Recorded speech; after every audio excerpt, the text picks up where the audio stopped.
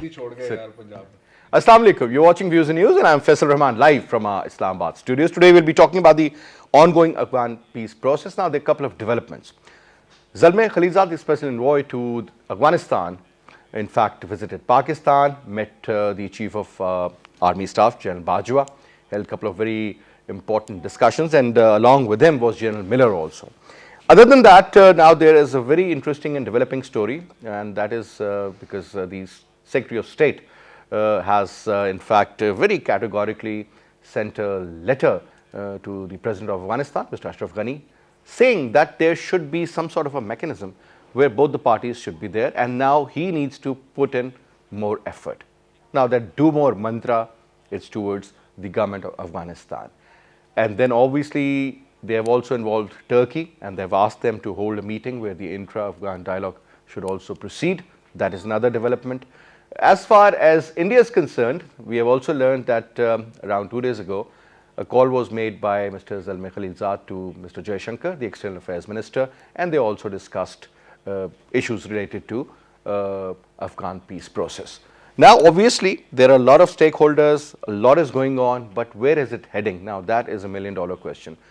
There is also a hint from none other than the Secretary of State of the United States of America, Mr. Blinken, and he says that the government is still thinking regarding the withdrawal of its troops, 2,500 soldiers from Afghanistan by May 1st.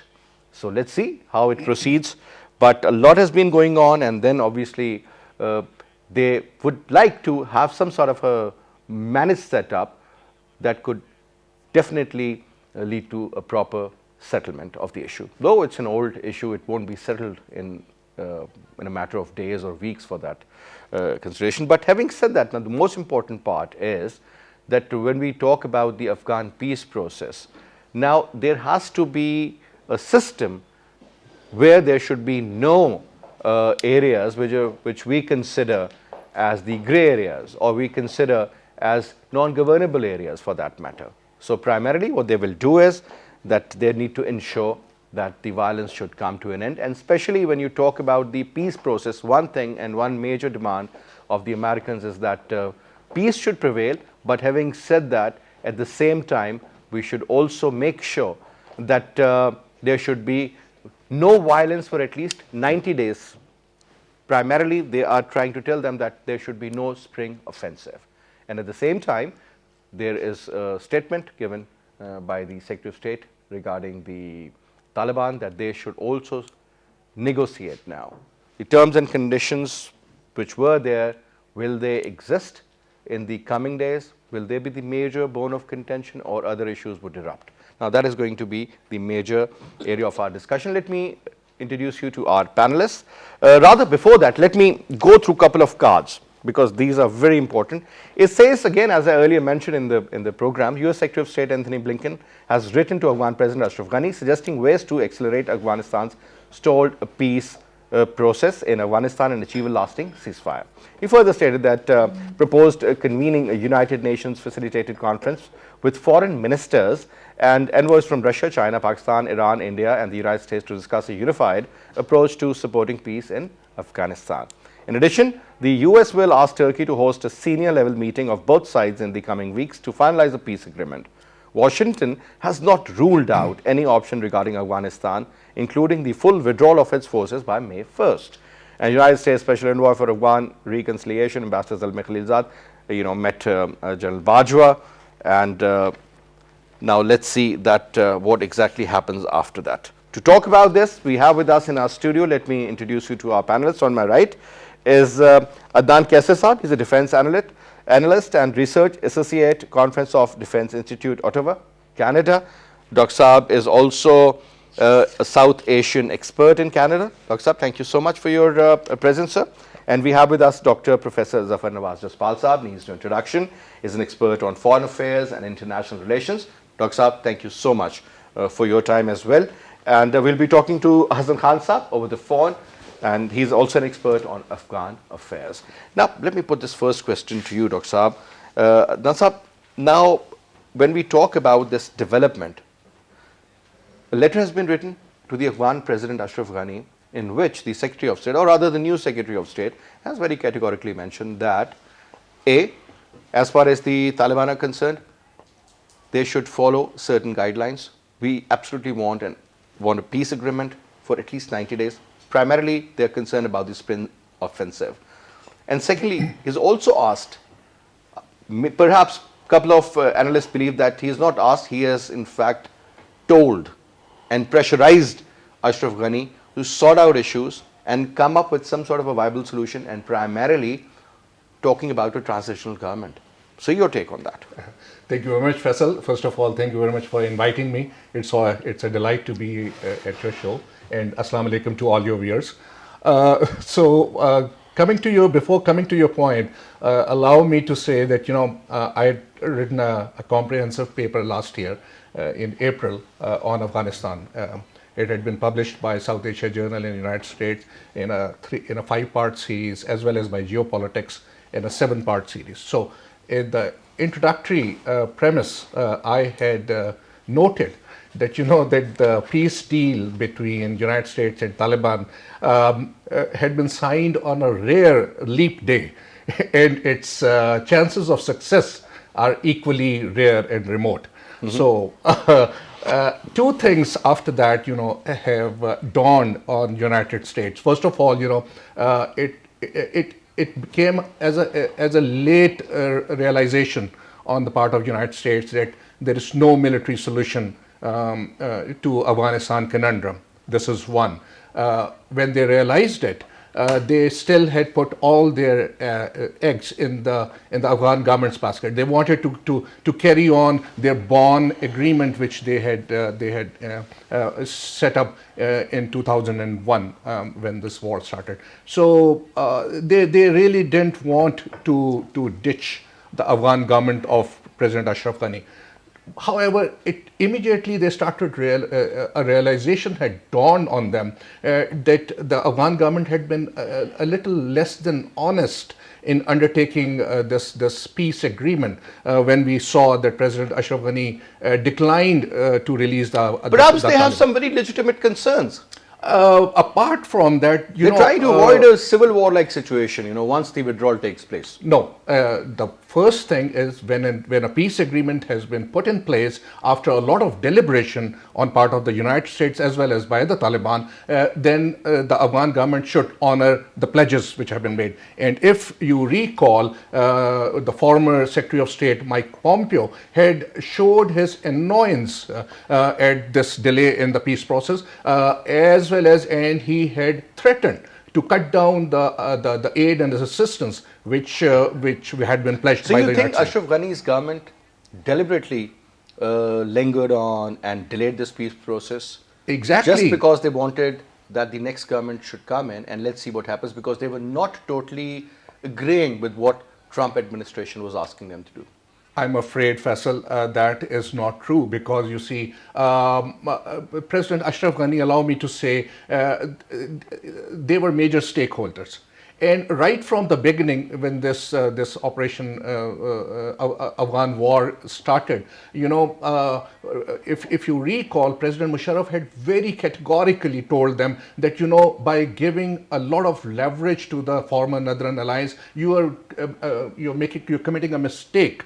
And that later on realized that that Taliban were not acknowledged as a legitimate political force. They were just categorized as a ragtag militia, which will be overcome by the NATO forces, which unfortunately couldn't. So the point was this, that a lot of onus had been given to, and a lot of leverage had been given to President Ashraf Ghani's government, and they didn't. They acted as spoilers because their interest was not in this Afghan peace process. And now it has been realized, and this letter which has been written by the Secretary of State Blinken it clearly showed their frustration, the United States frustration, as well as their warning to the Afghan government that let's sit down, put your house together, and let's sort out this Afghan peace process. Because if you see, the United States is once again talking about conducting a UN international conference, and I was at this platform 2 years ago, and I shared with your viewers a joke about this Afghan peace process. And it used to be said that what remains aground while traveling around the world? Afghan peace process. So we saw all the London conferences, the Almost Moscow everywhere, format, yeah. the Raqqa, and Beijing, everything. Islamabad, Murray, you name it. Murray, everything. And now you see, so nothing transpired, and now they're just reinforcing failure, as well as they're going for another peace talk, just to involve all the stakeholders, which eventually All right. will not result into any concrete action until and unless the Loya Jirga carries out a reckoning and sorts out this Afghan. Now, it depends, I mean, how effective Loya Jirga is now, how effective the approach of the elders is. Dr. Saab, do you think, are we back to square one after the Biden administration, or do you think whatever homework was done in the previous regime of Donald Trump, I mean, that doesn't have any value at the moment? No, we are not, you can say, return. I think that we have to keep in mind 2-3 things. That Afghan peace process has a bipartisan support in the United States. So whatever the Trump was doing, we have seen that Biden administration is going ahead with the same legacy. There could be some change in the tactics, but not in the strategy, not in the objective, number one. Number two, in the last 2 decades, the Americans invested a lot in the Kabul.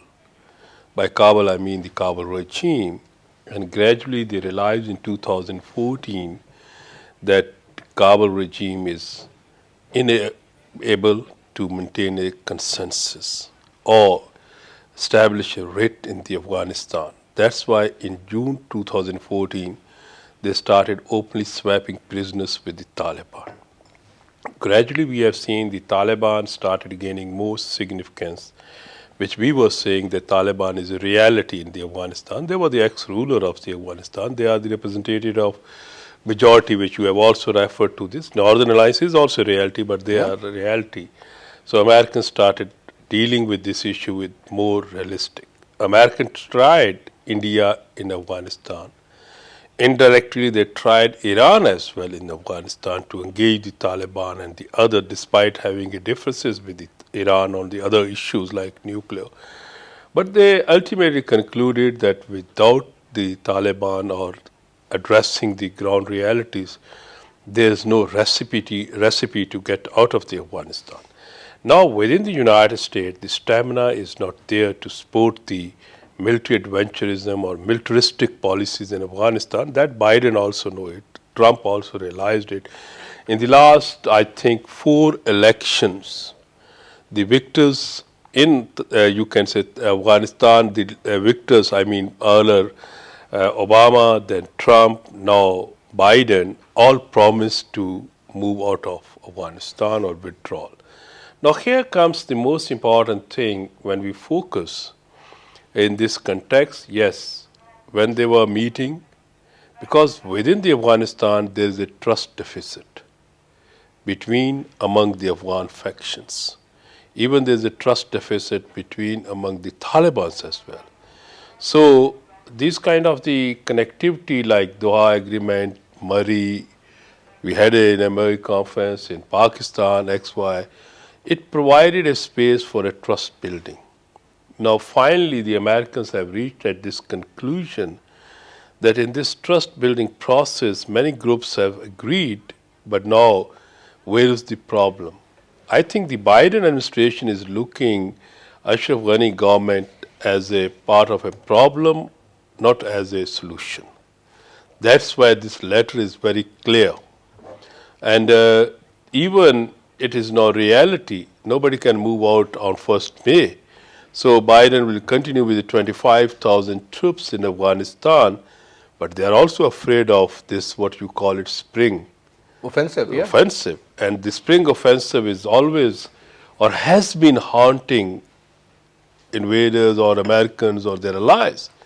But there's very interesting development where Americans are ready to invite in this dialogue Pakistan through the United Nations, Afghanistan, you can say Russia, and China, the other Iran. neighbors, China, they have also made India part of it. Recent call made to Mr. Jaishankar. Yeah.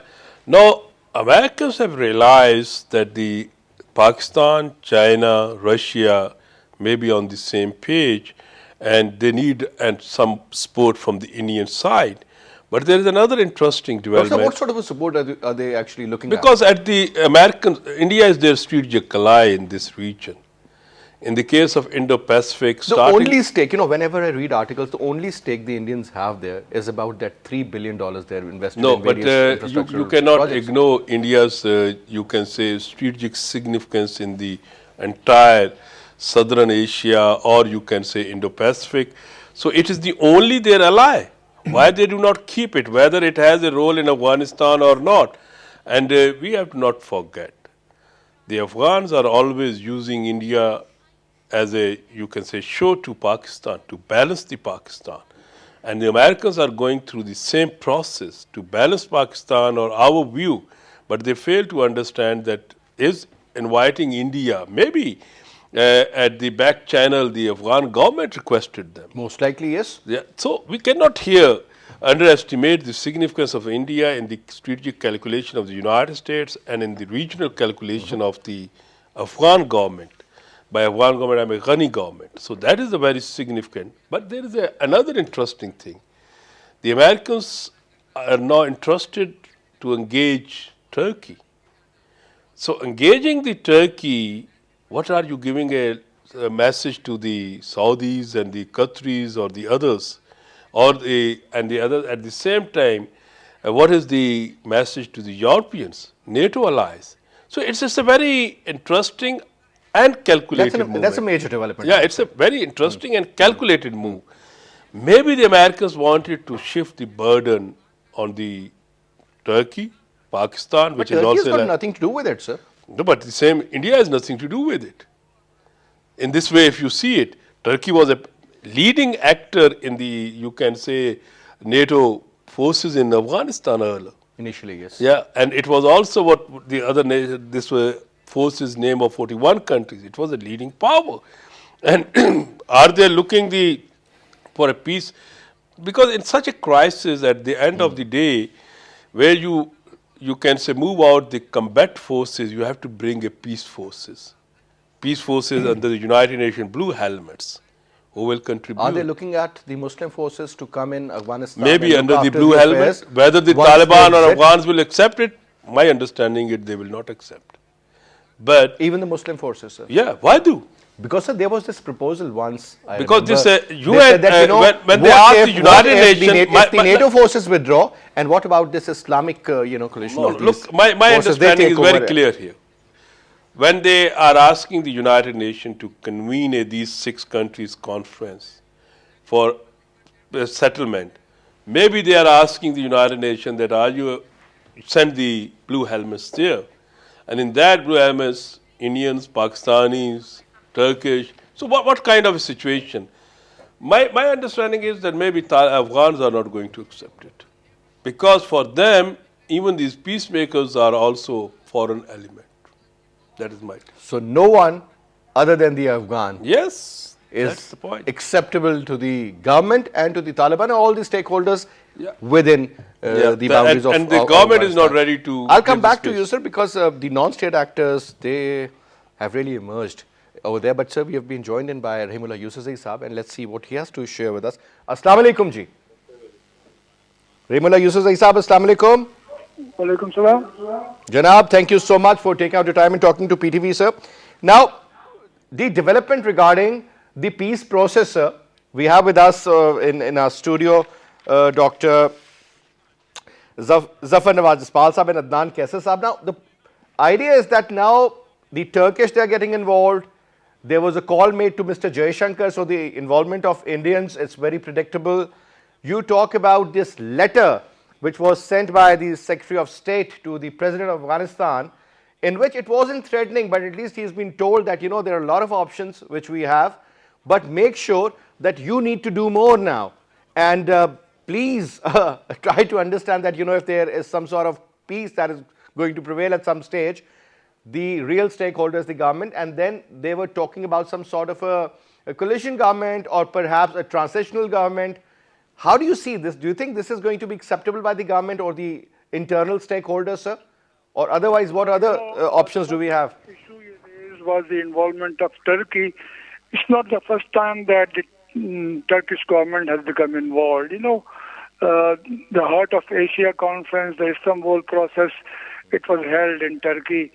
And, Turkey also has tried to mediate between Afghanistan and Pakistan. And Turkey has got close relations with the Turkic people in Afghanistan, the Uzbeks, etc. So Turkey has an abiding interest as part of NATO. It has got its troops in Afghanistan as well. So I think it's a perfect choice to have Turkey as a host of this intra-Afghan meeting in Istanbul. Secondly, the letter by Antony Blinken, I think it's very meaningful. And as you said, there are things are warnings, or you can say, a note of caution directed at both the Ashraf Ghani government and Taliban. Ashraf Ghani government has been told that, if we leave, if the Americans and NATO forces leave, there will be insecurity and Taliban will make rapid gains on the battleground. So this is something very different from what is being portrayed by Kabul, which says it can fight its war, and it's fighting without any foreign troops now on the ground. For Taliban, the message is that you better agree to reduction in violence, maybe a ceasefire for 90 days or whatever, to create the right conditions for peace. So this is an opportunity for Taliban to get involved. I think that, these are the first indications of the outcome of the review that is taking place in Washington regarding the Afghan policy of the U.S. government and regarding the peace agreement between the U.S. and Taliban. So I think these two major steps, conference in Bonn under the UN auspices, and then this conference in Istanbul. So I think, we can expect more from the Americans because they are ready. They are really in a hurry, and they are ready to take any measures required for the peace process. Now, another important area, and that is regarding the current situation in Afghanistan. So, everybody knows about this concept of Arab Spring, and these are the months primarily, that's March and April, even sometimes it starts in February. Now, that is something of prime concern, sir. What we have seen that even now, if you look at the current situation, I mean, it seems that the Taliban, they have an edge. They can hit and, they can kill at any given moment, any given time, anywhere they want to. So this has given them an edge, sir, because it seems that they were talking from a position of strength and they were trying to dictate terms and conditions to the government. But now, having said that, the Taliban strength, that must have been removed with this letter written by Blinken and addressed to Ashraf Ghani and Abdullah. And, the fact that he's conceding that Taliban will make rapid gains in the battlefield, that actually is an admission of the Taliban power. But I think that, we know for sure that the Ashraf Ghani government, or especially Ashraf Ghani himself, he has been very rigid regarding the peace process, creating hurdles in the release of Taliban prisoners, and then, also regarding these peace talks between the U.S. and Taliban, and now the intra-Afghan talks between the Afghan government and Taliban. I think it's a message for him as well, that, you have to cooperate. And, if you are elected, that was a different situation. But now there's a need to have some new arrangement and maybe some interim government. So I think Ashraf Ghani will have to succumb to the pressure as he has always done. Initially, he is very rigid. He refuses to cooperate, but then he knows the power of the U.S. And I think that is going to happen eventually So we need pressure to be applied by all sides, which can do that on both sides, Taliban and the EU and the Afghan government.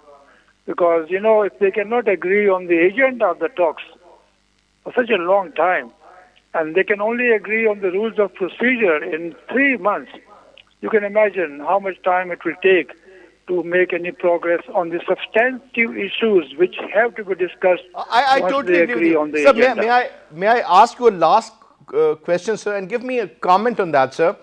And that is that a lot of people, a lot of analysts, let me put it this way, they believe that whatever efforts were made by Ashraf Ghani, I mean, honestly speaking, they were half-hearted. Is it true?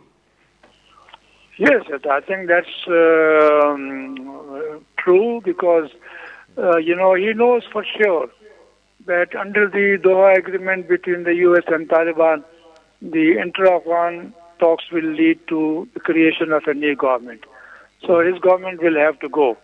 Why would he then cooperate to make these talks meaningful and successful? He will be using delaying tactics.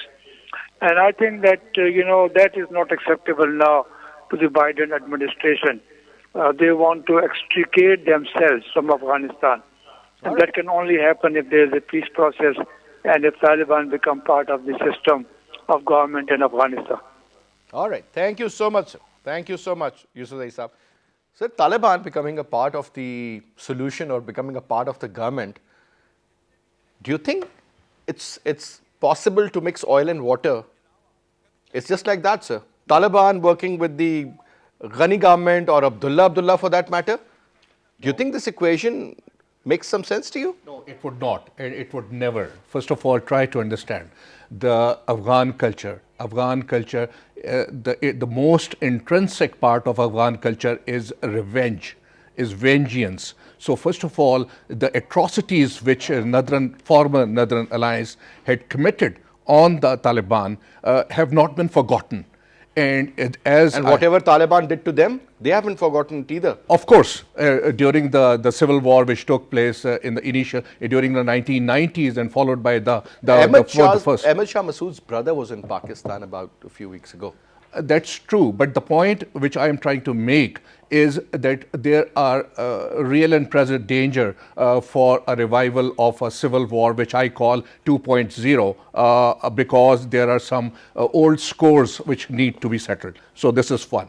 Secondly, to understand that despite of all this democratic norms, which I totally agree and I support, but we have to be realistic about the ground realities in Afghanistan. Afghanistan has an orthodox society, and they're more religious oriented people, mostly in the rural areas. So apart from women empowerment and women education and girls education, that remains a rhetoric. So basically it's now the Taliban who are going to decide the future contours of the Afghan government. Now I'm trying to tell you, you are saying that there might be a situation that Afghan Ghani government might be involved with the Taliban, and some kind of a coalition government would come up. Does it make sense? Is it possible? I don't see it. Dr. do you?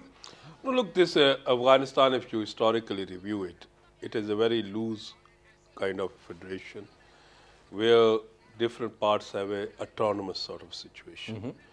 I think that even if the Taliban will come with some kind of a formula of power sharing, in the northern part of the Afghanistan, they will remain the Northern Alliance dominance. Like previously that Kabul will be having a lesser, or Afghanistan never have been a centralized kind of a governance, which we normally expect from in the modern state system. So there will be a more delegation of the power, and that would be within the formula compromise. The only challenge for the Taliban, I think they can make this adjustment, despite I do agree that they have you can say blood on each other's hands and there is a problem, but Afghans are also irrational people, and war make them irrational. They compromise. Even I think that the worst enemies in the politics shake hands. And in this case, there is a possibility We The cannot art of art of possibility is possibility. politics. Yeah. But there is a challenge for the Taliban is in the last 2 decades, the recruitment of civil service in Afghanistan or government services, overwhelmingly 80% is from the minorities and 20% is the majority. Pashtun, yeah. So how they try to run or And this govern, was done deliberately, by And the way. this was done top deliberately. posts were given to all the non-Pashtun and elements. another important point here, which I want to share with you people, my understanding is that Afghanistan is no more a replica of mid-90s. It's changed. What's the difference now, sir? The difference is that at least in the urban centers, or especially in the, you can say, Kabul, there is a now educated young class which is working there, which is very much westernized, which was not there earlier. So Taliban has to bear that and compromise with that. If somebody says that rural areas, in every developing state, 70%, 80%, the people are living in the rural areas. But their share in the decision-making processes remains 20%. The 20% population or 30% urban, educated, that governs, that makes the decisions. So how we have to see this, that the Taliban, if going to make a compromise with them. If they are not going to compromise, then there is a trouble. But Taliban must be prepared for that. Are they ready for it? That depends. They always like to talk from a position of strength. No, strength is one thing. Strength is fire of the power is one thing. But at the same time, they have to, if they have to go for a stable Afghanistan, which is their vision as well, then they have to compromise with that. If they are not going to compromise with that, then Afghanistan will be continuing with the same kind of a trouble. So instability. Remember, what I see that Afghanistan is going to stay unstable in the near future because of two factors. First of all, which you have not considered, is the factor of Daesh or the Islamic State Khorasan. They have become a major stakeholders in carrying out the instability in Afghanistan. So whatever, whenever the peace process ends are going to be met, the Daesh acts as a spoiler and they go back to square one, carrying out some kind of a terrorist attack which is blamed on either side or somehow. So that increases the violence. Now, if I see Secretary Blinken's letter, it signifies only one thing. One, they have talked about the reduction of violence for 90 days. Why? During those 90 days, both sides pull off from each other, disengage. Afghan government on one side, as well as Taliban on the other side, and forget about the Daesh in between, so that United States gets a face saving to pull out its troops because it's a zero-sum game anymore in Afghanistan. So they would like to have a face-saving exit, and that's why they are trying to convince Pakistani government, the military leadership as well, to give them that kind of a face-saving, reduce violence from both sides. They have warned the Afghan government as well, and the Taliban they requested in Doha, and I believe that there's some kind of a consensus would come up, but. Again, we have to keep in mind about the Daesh role. Again, as Professor Saab has said about the middle class which has emerged during all these 20, 30 years, they have a significant role. And I agree with them. And Taliban are cognizant about that. If you see, they were initially reluctant to even talk to the women participants of the. They have changed over a period of time as well. That is a big. But then now they have reconciled. They talk about women rights now. They do, I mean, this is one of because the major agenda. But sir, you talked about the non-state actors. You talked about Daesh, IS Factor, Sharia Afridi Group, Hizbul Ahrar, Hizbul Tahrir. You have Saifullah Group. You name it, and they're there. TTP. What about those, sir? That again, they are not the blood brothers. There are certain groups which are funded, financed, and trained by the Indians to operate against Pakistan, against our sovereignty, to destabilize Pakistan. Faisal, here, But what about them, sir? Faisal, here I mean, we have, it is no, no. such a complex. No, no. And This is- that the former, allow me to say, former U.S. Secretary, I'm forgetting his name, Chuck Hagel, I guess, he had publicly Chuck Hagel, stated, Senator Chuck Hagel. in a university in America, I remember. in 2011, that India had been creating. But sir, when he instability. said that, he was not the Secretary of State. Because once he became the Secretary of State, he changed his statement. But there This is a exactly there is what a happened, Dr. realization. There is a realization, and if you read this book, My Enemy's Enemy, which has been recently last year or last to last year, it had been published. My Enemy's Enemy. It clearly all the Indians' involvement in carrying out instability in Pakistan's tribal areas, they had been elaborated. All right, Dr. Saab. My understanding is that we take too much on this or bet on this that Americans are working for face saving. Great power or superpower never have need of face saving in the real politics.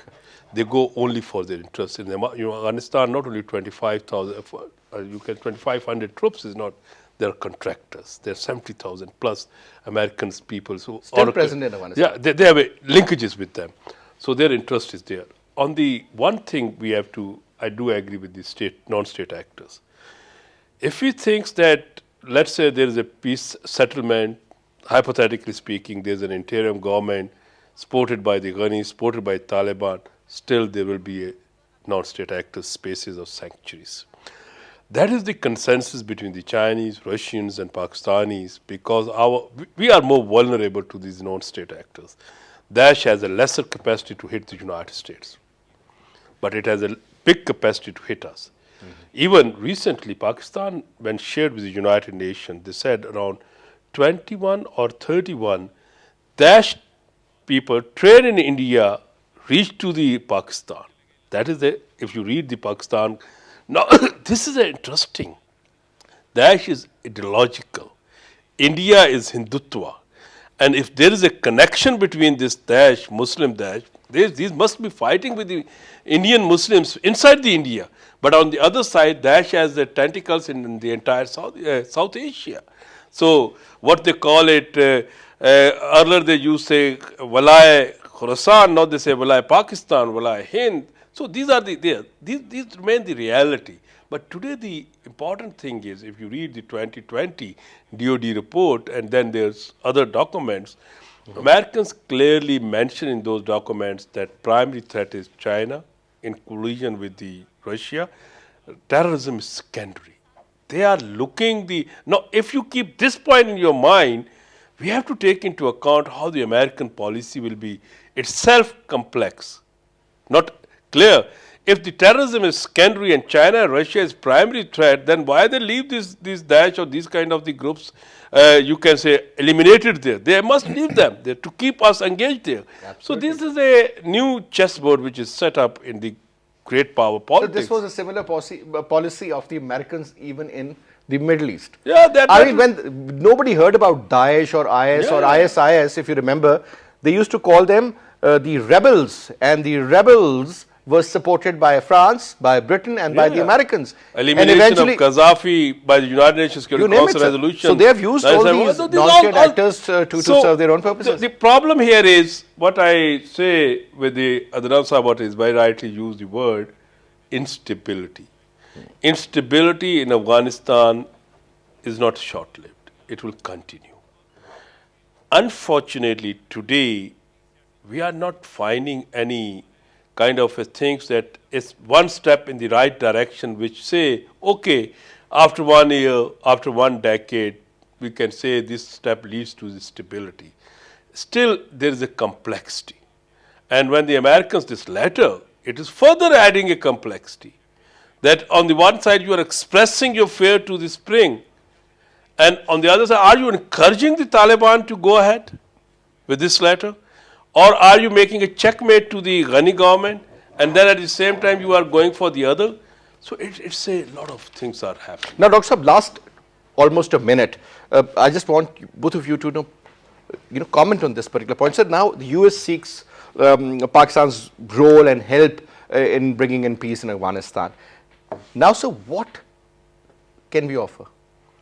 We are not offer, we are doing. No, we no. are bringing the No, but- Taliban on the table. Sir, we we have are the only legitimate actor which can perform or do something for That's the from our American. point of view, sir. But you ask any, I mean, you ask the Afghan, for example, intelligence people or the movers and shakers, they end up blaming Pakistan for each and everything. is And the- then they no, say no, this that is most the- of these no, no, this Taliban is- leaders, they no, are this in is- Pakistan, supported by them, they are having meetings. And you know, No, no, it's look, just this like is- Faisal, this is the not- way this we is a blame poor cousin the Afghan Dalima. government to look after the TTP They elements. try It's the to other way hide around their also. own problems and shift the burden on us.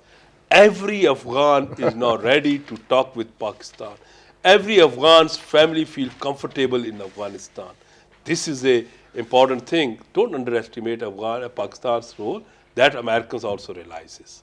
Now, on the other side, expecting that Afghans will accept Pakistan's dictates, no. All right, quick, 30 seconds. Again, I would say that, you know, Afghanistan used to be called as the Pakistan's fifth province. So there is a there is a history behind this. This God says statement. not of his process. I don't want to say this exempt, thing. huh? But again, so that it demonstrates that Pakistan's involvement, it has strong linkages, historical, cultural, religious linkages with the Pashtuns. So you know, you cannot deny this fact. So Pakistan has a role, and Pakistan, whatever policy which has been it has followed All right. since 2001, that has come fruitful, and that is going to further benefit Pakistan in the near future. All right, sir. Thank you so much, Nasser. So Thank you great. very much, Professor Saab. And that's all we have for this hour, inshallah. I'll see you again. Till then, you take good care. Khuda Hafiz.